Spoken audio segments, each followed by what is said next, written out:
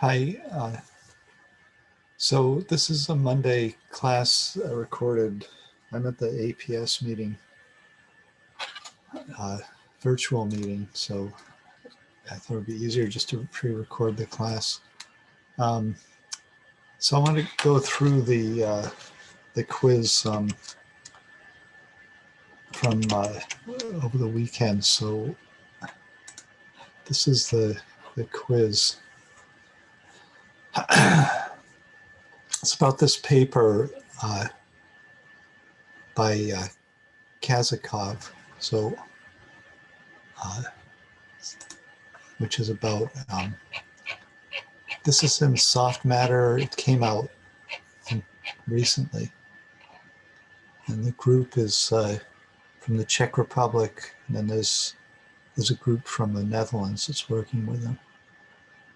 So I don't know these people, but they're doing simulations, and it's kind of interesting that they've coupled three different types of simulations. They're all, the first two are the kind you could do these yourself, like they're just a downloaded software package. This espresso package for the molecular dynamics, you can just get that yourself, and just, these are pre-programmed potential functions. So it has a long-range interaction, the 612 potential, and then it's using this Fin, which is like a spring, more or less like a spring, beaten spring model. Right? The difference is it's got a finite extension, so a spring could extend forever. This thing terminates at some length R0, I guess. So for the potential, so it's more real, a little bit more realistic potential for molecules. And then this thing just uses like a momentum balance, and just goes at it and lets everything move, and then it calculates the forces on the particles, and then does reactions to the forces based on those potentials. All these simulations like one molecule in a box, right? And then there's various things about if it reaches the edge of the box. But the center of mass of the molecule is kept in the center of the box, like they show in this picture. The second one is this mean field simulation where the interactions are, so this one has these specific potentials for interactions between two particles, right, that are separated by r distance. Then the mean field just has, so this you would have to calculate for each particle all the interactions of all the other particles, then repeat that for all the particles, get the forces on the particles, and then have them move over time steps, right? So this involves a lot of calculations if you get large molecules. So you run out of computational ability to do these kind of coarse-grained simulations when you get to large molecules, and the interesting things are in large molecules if you're interested in polymers. So one way to get around that is to use a mean field. So instead of considering each particle, you say you kind of have a potential associated with the density of the particles, so that they respond to the density field, and then that's going to involve something like an interaction parameter, like a chi parameter or a Hildebrandt omega parameter, and then this is going to be a energy minimization that's going on in this mean field calculation. So it's not going to be a dynamics where you move things and then they respond to forces. It's going to be a calculation of the energy and try to minimize the energy. Right, so it's a different approach to the problem. In both cases, we're going to try to make a star molecule and see what structure it has, what structure it takes after it equilibrates. And then the other one, they try to take advantage of the detailed information in the molecular dynamics simulation or coarse grain simulation, and somewhat take advantage of the speed of taking a mean field instead of specific interactions. And they do a hybrid simulation, this hybrid model, which means they break up this chain, they break up the star chain into like regions of, you didn't show a cartoon of that, I don't think, but so you break this into kind of globules of, or regions of where you can apply the mean field. You can apply the molecular dynamics to relax those, and then those things are going to, or the other way around. Within those spheres, they're going to have a mean field, and then outside of that, they're going to have molecular dynamics for these giant relaxed or equilibrated bead structures, right? So it's kind of described in somewhere down here. This that's the mean field. The hybrid is so the hybrid's got a Monte Carlo procedure so that's basically a flip a coin to see. So you're going to do something like a rotation of the bond, which leads to rotation of all the other. So if you rotate the white circle, all the other groups rotate, so the entire molecule changes shape. Then you calculate the energy of that structure. And if the energy is lower, you accept it. If the energy is higher, you flip a coin whether you take it or not. So that's the Monte Carlo part. So basically, it's kind of a randomized, weighted towards the lower energy, right? And then you accept that, and then you can equilibrate the structure that way. This is what's used in the icing model for magnetic that I talked about earlier, right? So he's done that for the local scale. He's doing this Monte Carlo, and then for the global. He's doing a molecular dynamics of the thing. So it's like a mean field Monte Carlo and then a molecular dynamics large scale. So you can speed it up. That's the idea. And then the results end up being similar between the different simulations. He shows that here. So in all cases, he's getting the result that when it's a good solvent, it acts like a good solvent. And when it's, let's see, blow that up a little bit. So when it's, so this is a good solvent, the 0.588, so that's 5/3 dimension, or it's actually 0.7, right? It's 1.72 dimension, so 1.67. So it's not exactly 5/3, but he gets basically that kind of behavior for all his. He shows all of them are consistent with each other. He gets Gaussian when he cuts out the chi parameter, and then he gets, this is a 3-dimensional, right? When he has a poor solvent. So he says he can get coil collapse, get theta, and he can get good solvent. Okay, so that's kind of what he's got going with this. So the results look great. Like the results look too good, in fact. So so the quiz. Let's see. Find the quiz here. Oh, here. This is the quiz here. Sorry. Okay, so in a mean field approach, how accurate would a mean field model be for this? So the mean field isn't going to be very accurate, right? Because when you're looking at the star, see how it has a core, and it's going to have these arms coming off of it, right? So what that structure looks like is open to question, right? So the traditional way to look at it is this Dowd-Cotton model, right? So basically, Dowd and Cotton said that the chains are crowded in the middle, and then as they go out, they're less crowded. So when they're out here, it's a good solvent condition. And it could be like a collapsed coil at the middle.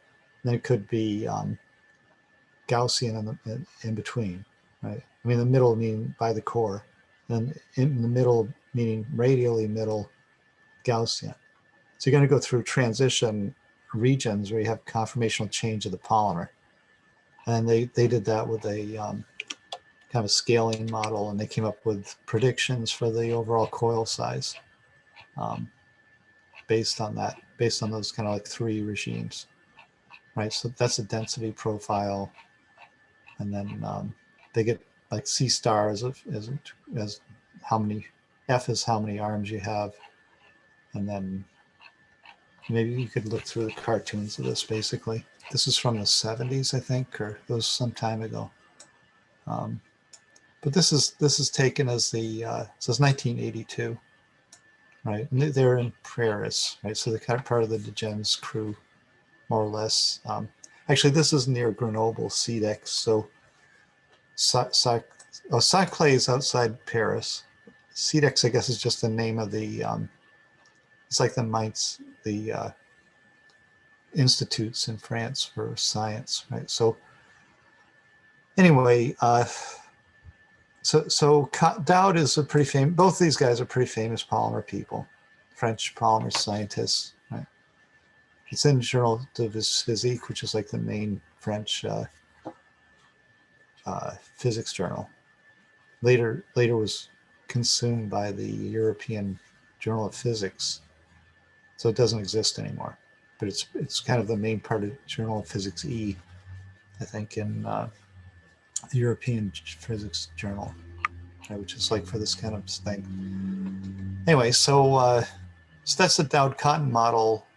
Like, you can look through this if you want the details of it. I don't necessarily believe this because this doesn't really look like a polymer chain the way it's set up. I mean, it depends on the density of the arm packing here.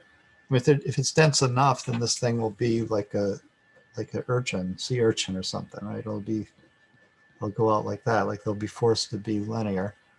And as the density of those things, like if the density is 2, then it's just a normal linear chain, and that's basically looks like that, right? So somewhere between a sea urchin and that is where you are, or between these two. So it's kind of, you need to know F to figure out what the structure is going to be. It's not going to be a single structure. And also, this kind of idea of drawing this doesn't look really physical because it would want to make the density uniform as much as it could, right? It doesn't want to have a gradient. So it's going to fight the gradient. So basically this will self-densify. Like these chains out here will self-densify by trying to come back in. So it isn't really possible that it would have exactly that structure. But nonetheless, that's an accepted model for star polymers. Before this, so this was 81, so 30 years before that, Benoit, who's another French polymer person, but kind of in the earlier years, and I think he's dead, but he was alive up until like 2000, I think. So he wrote a book around 2005 with Julia Higgins, the British polymer science, polymer neutron scattering. Anyway, he did scattering, right? So this function we'll see later, maybe today. This is the Debye function for a polymer coil. We'll kind of go through a little bit about the features of this. So this is for an isolated single chain. Then he published this paper in '53 in the Journal of Polymer Science, which is like a US journal. So it's not in French here, but he's a French person. And he looked at, this is for a monodispersed chain. He looked at polydispersity. He ended up with an integral form. And then he also looked at branched polymers. So like this kind of star polymer that we're looking at here. And he came up with a function, this function, which has, or this function, which has 2 parts. It's got a part, this is the part for the arms. So that, in other words, this P of theta is the intensity, I of Q, right? Q is 4 pi over lambda sine theta by 2. At small angles, that's just theta by 2. So this Q is basically the angle, right? So he plots it as a function of the angle, right? And then he's got U is going to relate the angle to spatial dimension. U is like, so this is going to be like Q dot R. U is Q, essentially here. And then R is this I minus J, like the index difference, right? So anyway, so the first part is this expression. If you work this one out, you end up with the Debye function, this thing at the beginning here, wherever that was, this function, which describes the scattering. If you plot that, you have I of Q. If you plot it log of I of Q, log of Q, then you get this -2, and then the raised gyration. It's to be 2 pi over RG for the size of the chain. So this works. This exactly shows how a polymer scattering is, if it's in dilute conditions. So if you have a single chain, then you scatter from it, you get this kind of behavior. Power 2 means that I goes with Q to the minus DF. So that's the 2-dimensional for Gaussian. So anyway, that function works well. We'll talk about it a little bit in detail. But anyway, so this first term that he has gives rise to that function for each of the arms. So he has his arms, and each one is going to be following like that. And they're going to sum. So this is just going to be the sum of the arms. So you're going to have like that one plus that one plus that one. They're all going to have that form. So it'll end up with that form times F. F times that. So it'll just look the same. Right? So that means that that's kind of what this guy's saying is a mean field. Since this is based on a Gaussian chain, that's a mean field result. And then Benoit adds in this other function, which has to do with this lambda. So lambda's, if you look at the core of the star, lambda is the distance between these arms in units of like I, like index. So each arm, if you have a point here, it's going to correlate with a point here. It's got to go back to the middle and then come out, right? And in between, when it comes back to the middle and comes out, there's this step here of lambda that it has to make. So you take your walk, you're walking down the chain, and then you get to the core, and then you have to do lambda to get over here, and then you walk your merry way back out to get to x. Then that's the distance in terms of index. You're going to take that distance, I, so that's going to be your n. So your r is going to go with I to the 1/2. It's going to be a random walk, and it includes this lambda as part of the random walk. So that's the idea. So he's going to calculate that for every possible pair combination of monomers in the star with this lambda. And then that's going to give him the correlation. This function will give him the correlations between the arms. So that's not mean field. That's saying that these things are correlated with each other, that there's going to be some kind of correlation between them because their lambda is a fixed number here. And that correlation drops as he moves out, right? Because lambda gets washed out by I and J, so the positions of the two atoms, right? So the further out he gets less correlation. The closer in he gets more correlation. So this looks like that's about what's going on, right? So that's pretty good. So basically, Benoit's, this function works perfectly well for describing the structure of stars when they're in a theta solvent. Right? It doesn't work because this is a Gaussian function. So it's not going to work. I mean, the NL squared is a Gaussian function that he's using. So this won't work if he has good solvent or collapse. But it works, and it has been demonstrated that this works with in a theta solvent. So it's pretty good for 53. That's pretty sweet. He's got a function that works. He compares it with data and shows kind of what happens in 53. I guess he was visiting Harvard at that time. I don't know how he got there, but basically he's in France, right? He's a French. I think he just spent a little bit of time in Harvard. In fact, I don't know anything about him being at Harvard, but apparently he was when he wrote this. So this is probably not well looked at. I don't think Dowd and Cotton mentioned that paper, right? They should have, especially because they're French, but let's see. See if I can find that. Oh yes, they mention it here. So they mentioned Benoit's stuff here at least. Kendall Benoit 72. So he's probably in Pico and de Gens, right? So these papers probably have that Benoit 53 thing in it. Right. So Benoit was probably one of the smartest guys. Should have won the Nobel Prize, but anyway, he didn't. But he should have. I mean, he's definitely smarter than, maybe as smart as de Gens. And de Gens won the Nobel Prize. So anyway, he was an earlier Polymer physics guy. So you can kind of trust what Benoit did. He didn't do anything wrong. Like none of his papers are wrong. It's basically perfect. Whereas Dowd and Cotton is another story. This is kind of a BS paper, right? It's a little bit like wing it and use some of de Gens stuff and kind of come up with this scaling model for a model that agrees with their cartoon. The cartoon isn't based on physics.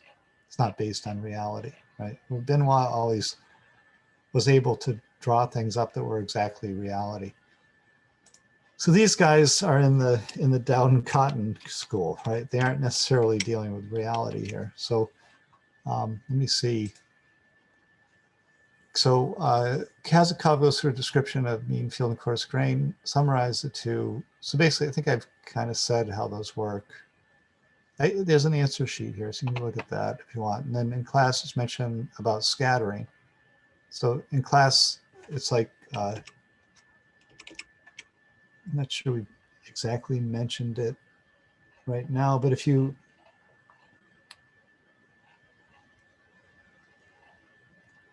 look at scattering from a system that has specific interactions, okay, like something like this. So these are latex spheres of polystyrene. They have charges, they form a hexagonal lattice. Like spheres are going to form a hexagonal lattice in 2D, and there'll be like a FCC or HCP in 3D. You can see right here, like this 1, 2, 3, 4, 5, and surrounding a center one. So that's like a hexagon roughly. And that lattice gives rise to these peaks in the scattering. So you have a preferred separation distance that repeats in space, and the Fourier transform of that repeating distance is a peak. So you get a rough peak here. They aren't perfectly arranged, so it's kind of smeared out a little bit, right? But so depending on the organization of it, the peaks get sharper. Basically, that peak has to do with well, it could have to do with two things in this case. Okay, so whenever you have this, you're going to have like a perfect size. Okay, so if you have a sphere, it's got a perfect size. It's got D, like the diameter is perfect, right? And if they're perfect monodisperse spheres, then that size, even if they're randomly arranged, that size is perfect. So that size will show up as a peak in scattering. If you have some perfect size, it'll show up as a peak. So if you do Q, IQ, so the surface scattering from this guy is going to have a -4 power law, Q to the -4. So you expect to see the surface -4, and then you're going to have Guenier's law for the spheres. It's going to look like that. In a log-log plot, it'll be a knee. It's going to have -4 coming up to this knee thing, right? This is exponential minus Q squared or G squared over 3. And this is Q to the -4. And the prefactor of that is the surface to volume ratio for a smooth surface. Then if it's a sphere, if it's a perfect sphere with a perfect size, superimposed on that will be these peaks associated with 2 pi over the diameter equals Q star, the peak position. Right, so spheres, so this one over here is just the sphere function, and this slope is -4. So you can see like 1, 2, 3, 4 decades, and then 1 decade is going to have a slope like that, and that's what he has, -4. That's the surface scattering from these, and then it tails over like Guenier's law. That's the size, that's the rate of gyration. Then these peaks, if you took 2 pi over 0.0015, you'd get the diameter of the sphere, right? It would be like a repeat distance for that. And then it repeats. It's like a I guess that's like Bragg's law, right? Let's see, 2 times pi, and then that's 0.0015 is 0.5 micron. Can't really see the scale bar here. Is that in Q, I'm assuming, is in angstrom here. Yeah, it's in angstrom. It should be something like half a micron. There's 100 nanometer. So it'd be 500 nanometers. But that's 1 micron. So it's about half a micron size. So it's about agrees with where the peak is. Right? It depends which one of these is looked at, because these are about 200.2 and these are about 0.8 or 0.7. So these are two different kinds of species of this thing. Anyway, so that peak agrees with the size of these things. Also, like, so that's one way to get a peak, is just the sphere function. That's called the sphere function. And then the other way to get a peak is if they organize into the lattice, right? So if you have a lattice of these things, so you're going to get this hexagonal arrangement. It's going to have a D spacing, and the 2 pi over that D will give a peak too. That peak will be a little bit sharper. So that peak is at a larger scale than the radius. So this D has to be bigger than the size. So it has to go to the left of the race gyration. So you have to have that peak here. It has to be over there. It can't be to the right of the race gyration, right? Because it's got to be, if you have a thing of a certain size, in order to pack it, it has to pack at a larger size. So this isn't showing that, but there'll be a peak here for the correlation of this thing. So if you take the concentrated one and divide it by so this intensity is going to be, the intensity I of Q is going to be made up of the structure factor, which has to do with the HCP part, or FCC, so the crystallography part, and then this P of Q, which has to do with the sphere function, both of which can have a peak, but generally this one doesn't have a peak.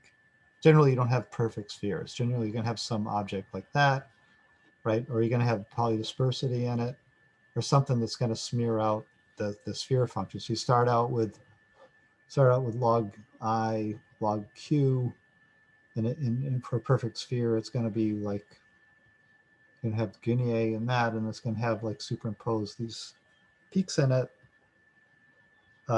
Then if you get polydispersity, you smear out a bunch of those. So consider that would be like smeared out into something like that, right?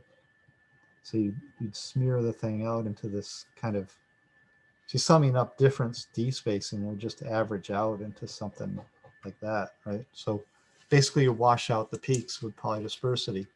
But this S of Q1 doesn't get washed out with polydispersity because the sizes, say they have a charge, are still going to organize. The charge repulsion is still going to be 1 over R times the charge.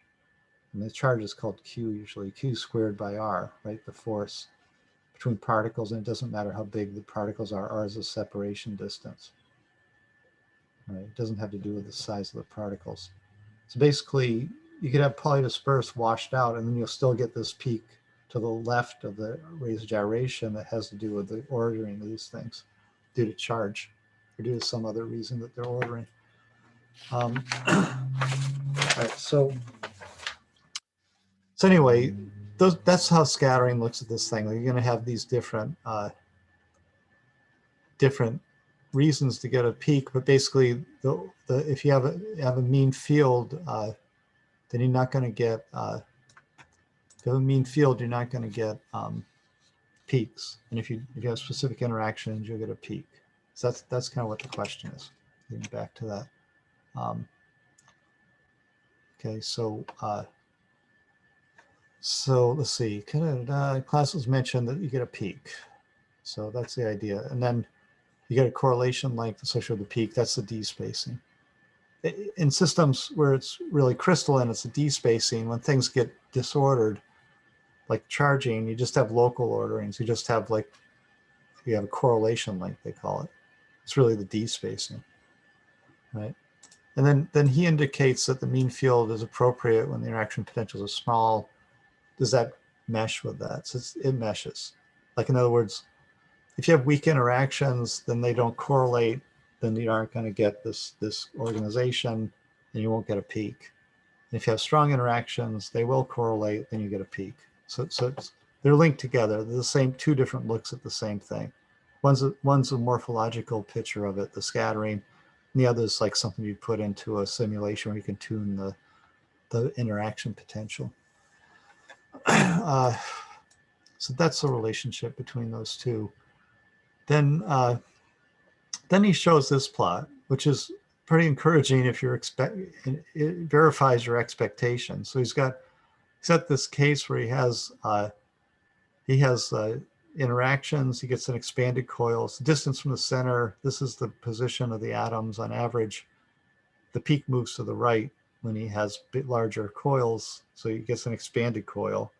He makes chi 1/2. He gets a Gaussian coil. And you've seen the dimension in the other plots, right? So this is the profile of the distribution of the ends of the chain. This is like the end-to-end distance for the chain. And then he makes chi less than a half, and all of a sudden he gets this blow up in the center where it just collapses down, right, into a 3D object. I mean, you see it's 3D in the other plots. So that looks pretty good. I mean, that's kind of what you'd expect for a linear chain. The problem is this isn't a linear chain, right? So this idea that chi equals a half is going to be the magic number to get Gaussian isn't going to pan out if you glue the chains together at a core, right? Which removes all the entropy. Like this chi equals 1/2 comes from the idea that you have a random distribution like x ln x of like a and b, right? And then by n, well, if you glue, that's the entropy of delta entropy of mixing, right? Times RT, right? But basically, that's going to go almost to nothing if you glue the things together. They're not going to have half of the conformation will be disappeared, right? So it's really by 2 here. I mean, in other words, say tie a chain to a wall. Well, it could go in any direction, right? So half of the directions are missing. So the entropy is going to be at least half smaller. And then, all right, so that's just the beginning. Like that's just tie it to a wall. Then stick some other chains here that confine it. Well, that's going to get rid of a lot of it, a lot of the ability for it to find different conformations, right? So you're really wedging it in to some like small area of the cone. It's like when you put a cone on your dogs to keep it from itching itself, you know. So this chain is going to be wants to go all over the place, but it can't get there. So it's stuck in this cone, so it's got a much lower entropy. So maybe this is by 100 or something, or 1,000. So your entropy disappears. That means your free energy calculation, and you try to get this chi a half, isn't going to be right. It's not going to be a Gaussian chain at all. It's not going to have 1/2 as a magic number, and it's not going to, it's probably at some point, if you have strong enough interactions, these will be rods. So you're expecting a dimension of 1 in this thing, not 5/3, right? So he gets 5/3 in the paper. You'd expect to see a power 1 in this. When you get to super high interaction, it's not going to be 0.588. It's going to be 1, right? There'll be rods sticking out that will really look like a sea urchin, like that, right? If you get such strong interactions, they'll just straighten out. So these results aren't reasonable, not for a star. They're reasonable for a linear chain, right? And the idea that this collapse transition would happen, well, we know from Grossberg and Coklov, right, that you need to have C. You need to have this third viral coefficient in order to get collapse. They don't have C, they're just using chi. He mentions only chi in here. So basically without the C, coil collapse is not an option. You can't get coil collapse without that. So basically, this stuff looks kind of suspect, especially he has perfect fits. Like everything is a perfect fit to these things. So you don't expect that either, not from simulations. So there's a lot of problems with this paper, like as far as looking at the results. I mean, it's not that reasonable, even though it looks perfect, right? It's not perfect because it shouldn't be perfect. So part E, there's serious problems with this profile and the other parts of the paper. And then E, he defines the race gyration 3 ways. So that's just kind of going through what we did in class. We did those 3 ways kind of in class. I thought it was interesting. He had all 3 here. So he's got for the, and he has a bead and spring model, and he has positions of every atom. Then he just does sum of the position minus the position of the center of mass, which is at the center of his simulation because he fixes it there. And then sums that up to get RG. So that's the definition of RG, right? And then so it's a double sum because the center of mass is a sum also, but he just does them separately.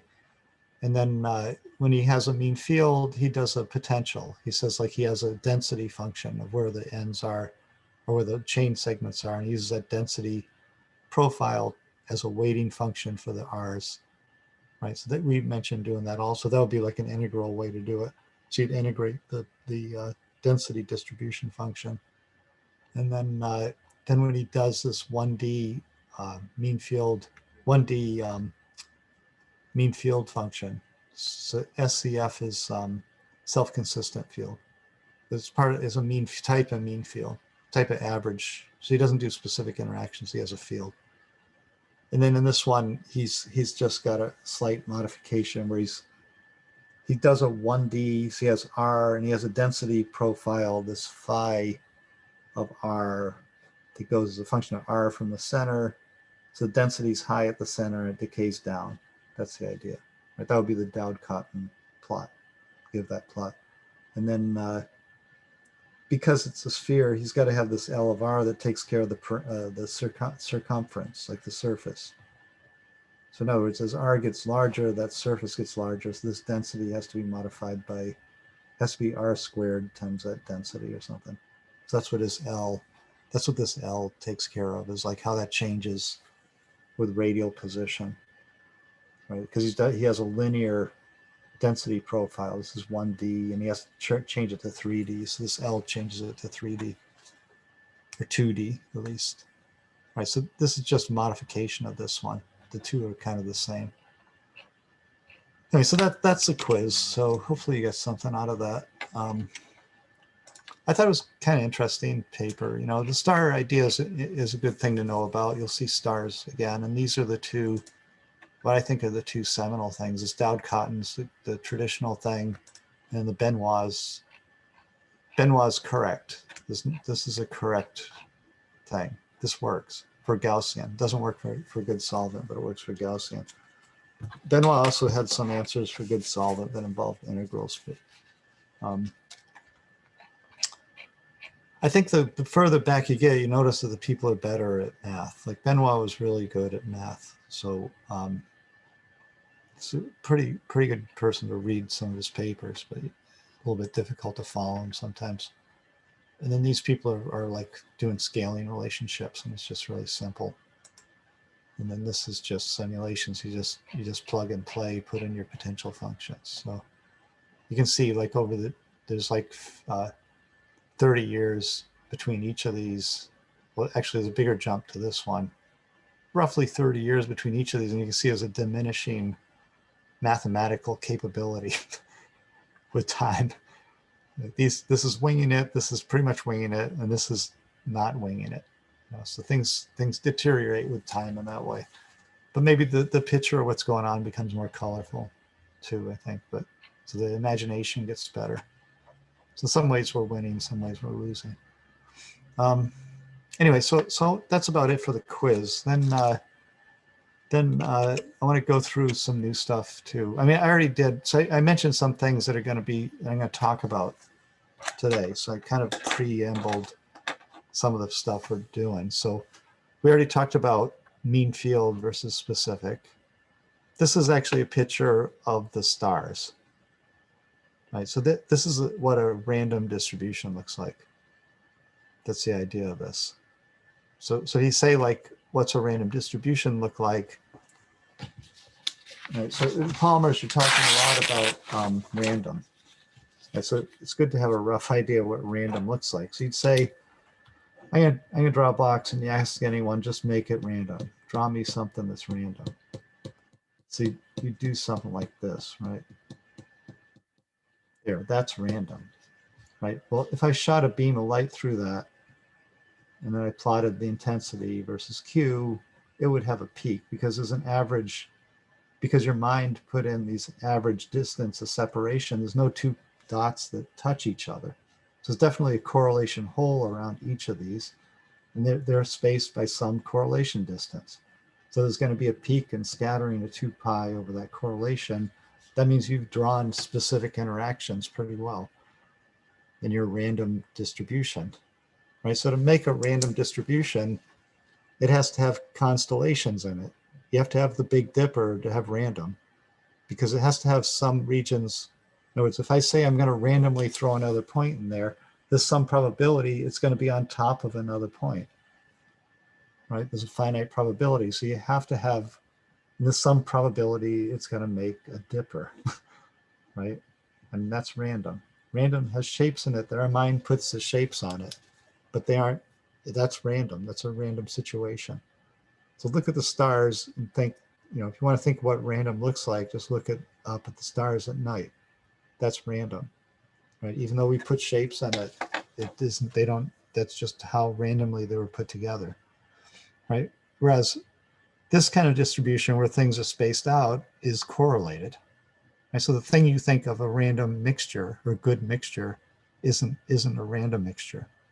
Right? So this will give rise to a peak. That's specific interactions, and you've introduced it by trying to keep the things separated to make it a good dispersion. Right? A good random dispersion isn't good. It's got clustering, random clustering. Right? So it's something to keep in mind. Scattering it's the easier answer. You don't put your bias on it. You're just going to shoot a beam through. If you see a peak, it's got specific interactions. If it doesn't, it doesn't. Right. So scattering in some ways takes away your bias. You can't put a bias on a scattering curve. It's either got a peak or not. But a picture or a micrograph is different than that. You look at it and you say, well, there's ordering here. Those two things are ordering, and there's a bunch of these things ordering. And it's not uniform. You cut across it, there's these fluctuations in density across this thing. Right? You can see there's density holes and there's dense areas. Right? So there's actually this kind of a density fluctuation in the stars. So that's random though. This thing is random. It isn't put together with any kind of real order. There's no fields between these things. So anyway, so that's kind of one thing. So then I wanted to just go through scattering, since we're at the point where, since polymers are like random systems, scattering is the best way to look at them. Like if you take a micrograph of a polymer coil, you don't really see much. If you could do a micrograph of a polymer coil under thermal motion, everything's moving KT, it would just look like that, like just a smeared out cloud of nothing. So there's nothing you can put your finger on with a micrograph. So you need to go to other kinds of analytic techniques, and the simplest one to use is shoot a beam of light through it, or shoot a beam of X-rays or neutrons through it, and then collect at an angle, right? And I already mentioned that what's going to come out of that, if you plot I versus Q, and Q0 is a Gaussian plot, and the shape of that Gaussian, so bell-shaped curve, is going to follow this Guinier's law, where you get the rate of gyration directly from the half width, the standard deviation of this thing, the variance.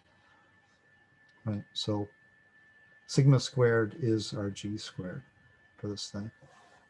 Okay, or it's RG squared by 3 or 2/3 or something. But right. So the Gaussian would be Q squared. It would be X squared divided minus X squared divided by sigma squared, 2 sigma squared, minus X squared divided by 2 sigma squared, exponential, right? So basically RG squared by 3 is going to be 1/2 sigma squared. So sigma squared equals 1/RG squared 3/2.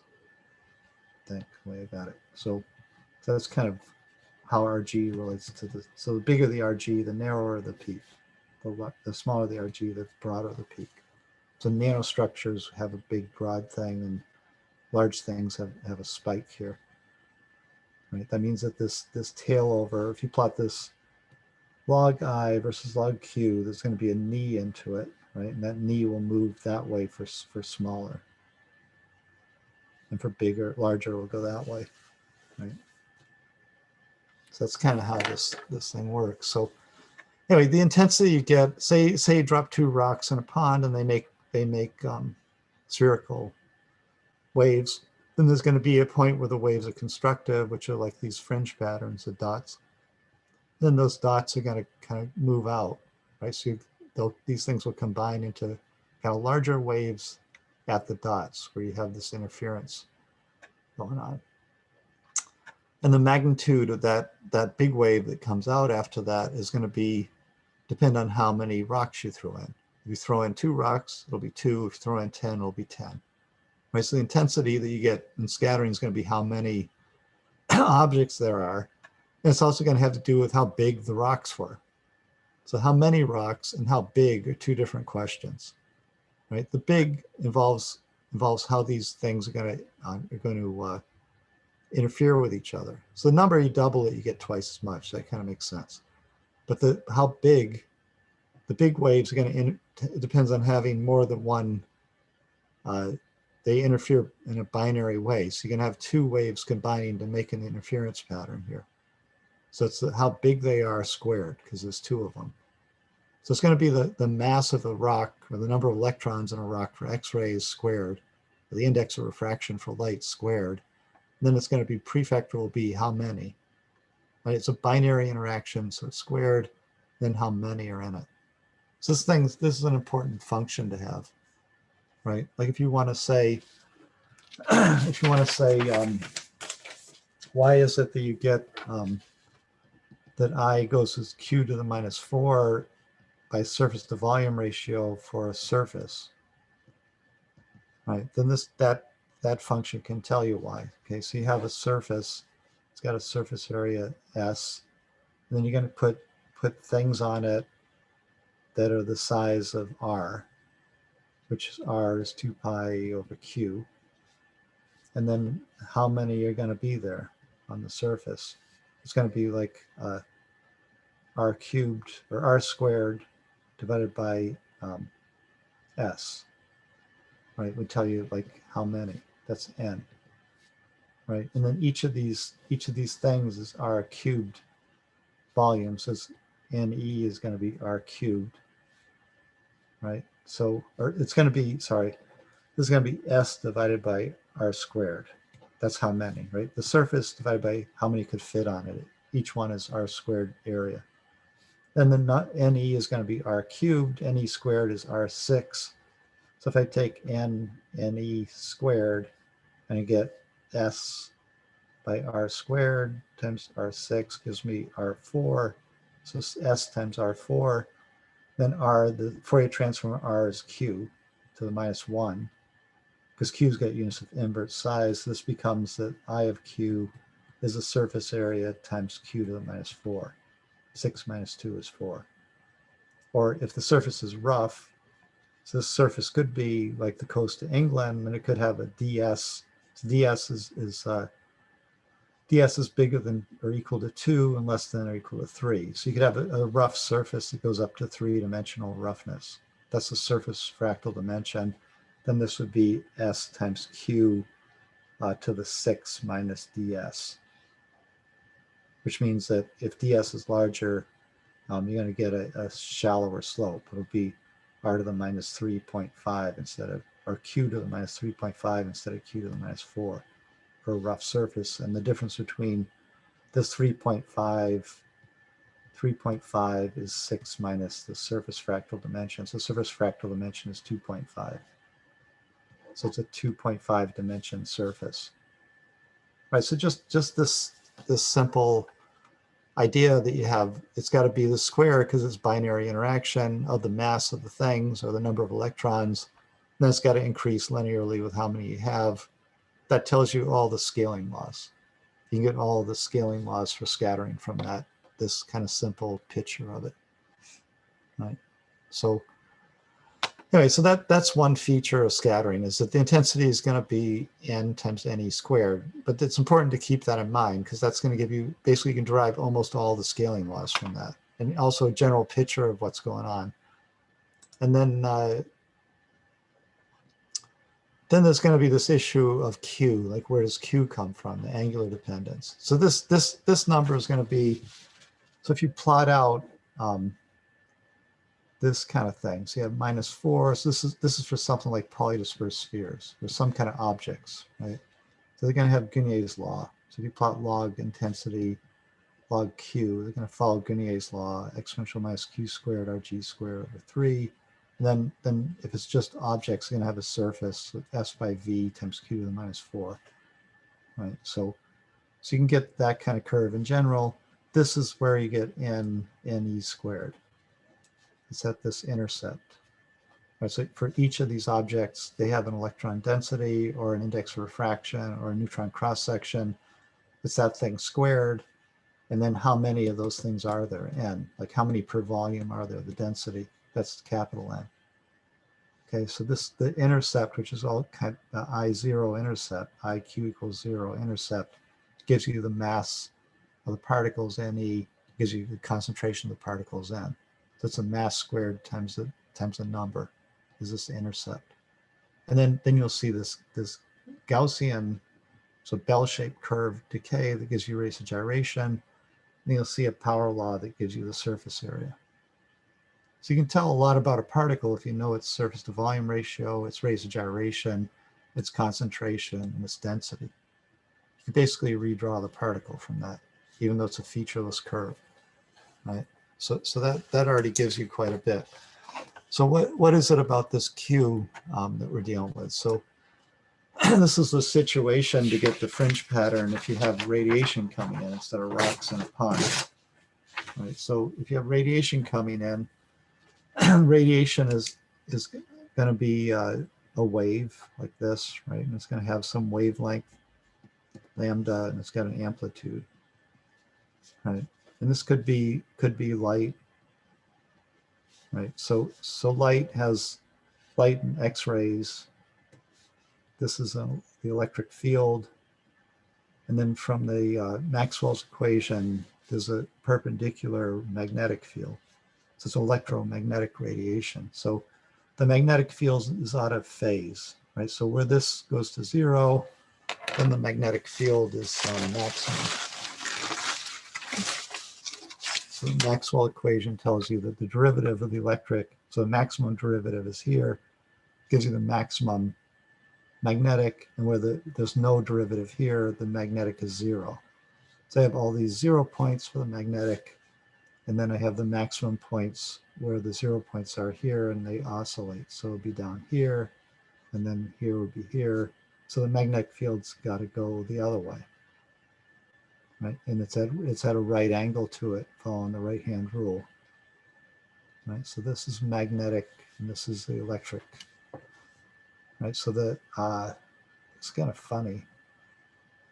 0 peak, I guess that's how it is. I think that's right. So you have magnetic and electric offset by 180 degrees, they should be. I think I did it by 90. It should be 180. Not sure why it came out like that. That should be 0. That should be 0. I don't know. Somehow I messed that up. But anyway, so anyway, they're oscillating offset from each other. So if you have something that causes a big electric field pulse, you know, like a arc or something, and then it's going to create, when it stops moving, it's going to create a big magnetic field, and then the magnetic field will induce an electric field, and they'll just keep going off each other, just like a pendulum that has potential energy and kinetic energy. So it's kinetic here and potential here. And so if you plotted out potential and kinetic energy, it will look just like the plot of magnetic and electric for electromagnetic.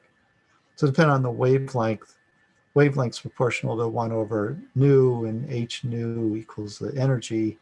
So basically the bigger wavelengths have a lower energy, big wavelengths are light, and small wavelengths are X-rays. The X-ray is going to be about 5 angstrom, and light's going to be 0.5 micron, right? So this is much lower damage that it can cause than this, because this has a much higher energy per photon. So this X-rays can ionize. So they come in and zap electrons out of you. So it's ionizing radiation, and light gives you suntan or something, right? So basically light doesn't do much. Infrared is heat. UV can kind of do bad things to you, but X-rays can really damage you, especially the lower the wavelength, the worse the situation gets. So if you get below an angstrom, then this can be seriously damaging. So 5 angstrom isn't too bad. Causes skin cancer. Light doesn't do much to you. So that's kind of how the whole electromagnetic spectrum works in a nutshell. But they're all, you want to get a monodisperse, you want lambda fixed, then you want to have a collimation so that theta is fixed. So you can do scattering, you need to have lambda and theta matched up, right? And then you're going to have these waves coming in. So I can project these waves as if they were just a grid, right, where I just plot the peaks, right? So I'm just going to separate these things by lambda. So I'm looking at kind of this grid. So maybe lambda by 2. So I just take the peaks and valleys and make this thing like that. And I say I'm going to hit a material, Then it's like dropping rocks. I have to have the waves come from the points where I drop the rocks. I'm doing elastic scattering. That means lambda in equals lambda out, because the energy, because nu in equals nu out, right? So the energy in equals the energy out, energy per photon. So the wavelength has to be fixed if the energy is the same. So if it's an elastic scattering event, the energy is the same and it's going to leave at some angle, because we're measuring intensity as a function of angle at the same wavelength, right? And if you do that, the only places where this wave can come from that wave is where they both have a peak at the same time, right? Which is these fringe patterns. So the scattering event is going to look like this. These fringe patterns is where this exiting beam could possibly come from, right? So if I change the angle, that fringe pattern changes, and that's why the scattering changes with the angle, right? So the fringe pattern is where the scattering can come from. So that defines a vector, the separation distance of the fringe pattern, right? Which I'm not sure I can draw here, right? So that's your scattered wave, and this is your incident wave, right? And this angle is theta. In diffraction, that's called 2 theta.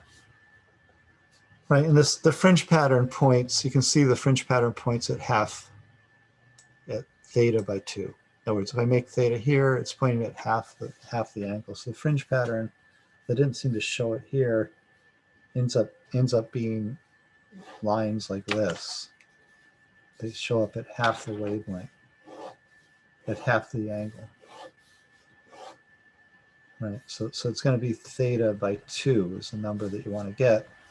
And the magnitude of that has to do with sine of theta by 2. Right, and the direction, so the direction of this is going to be that way. So you shoot your beam in at your sample, it scatters out like that, and the direction is like this. So the direction's normal. A little bit off normal, but normal. So if you see your scattering pattern looks like this, then your sheets are in the plane. And they're giving rise to these two things by reflection off the surfaces of that. Oops, there. So you have your planes, your scattering pattern comes in, you see a pattern that looks like this. You can have a plane like that, and it's reflecting off it, going up. And the direction of the scattering vector is normal to the structure. Right, so it kind of looks like that. Anyway, we're out of time, so I'll do this. I'll start this at the next lecture, okay? Which I'm also going to record. So thanks for listening. I'm going to tune out now. If you have questions, email me, and I'll try to answer them. Okay, thanks. Bye.